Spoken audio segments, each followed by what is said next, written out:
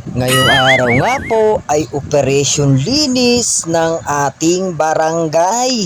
Dahil nga si Yorme na ang ating mayor ngayon ay syempre ay dapat ay malinis at tanggal ang libag. Saka mas maganda naman talaga na malinis at maliwalas ang ating sahig at para hindi naman nakakahiya sa mga bumibisita sa ating barangay. Pero bago ko nga po malinis ito ay syempre ay inuna ko muna ay ang pag-aayos ng ating pressure water dahil nga po nasira ay ito at kailangan muna nating ayusin kaya inayos ko po muna ito kanina bago ako nagbomba ng tubig dito.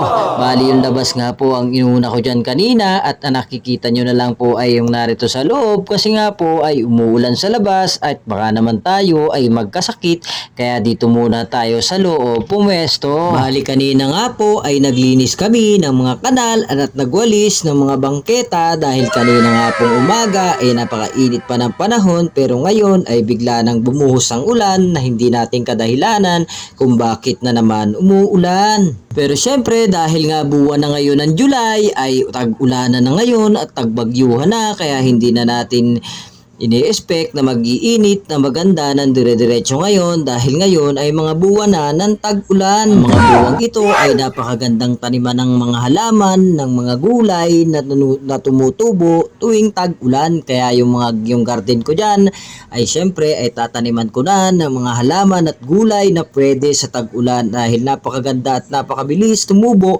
ng mga gulay dito. Lalong-lalo na po yung ating malunggay na yan na napakabilis tumubo at lumaki at sumabong ang kanyang dahon.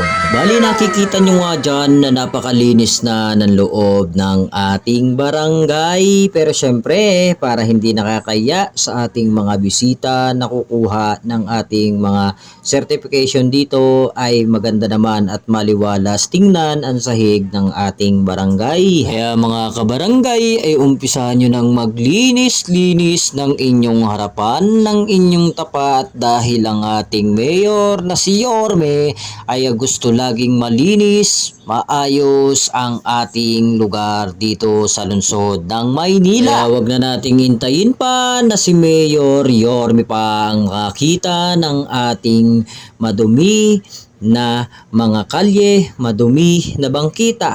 Tayo na mismo ang magtulungan na magkusang maglinis ng mga ito dahil para sa atin din naman ito at para maayos tingnan man lang ng mga dumadaan sa bangketa ng mga nakakakita dito ay malinis ang ating lugar. Kaya nakikita nyo nga na sinisimulan ko na nga dito sa ating barangay hall ang paglilinis ng ating mga sahig, ng ating loob, ng ating bangketa sa labas ng ating barangay hall. Kaya ano pang ginagawa nyo? Dapat bilis kilos, maayos at hindi puro salita lamang. Kaya hanggang dito na lang po ang aking video ito at maraming salamat po sa inyo.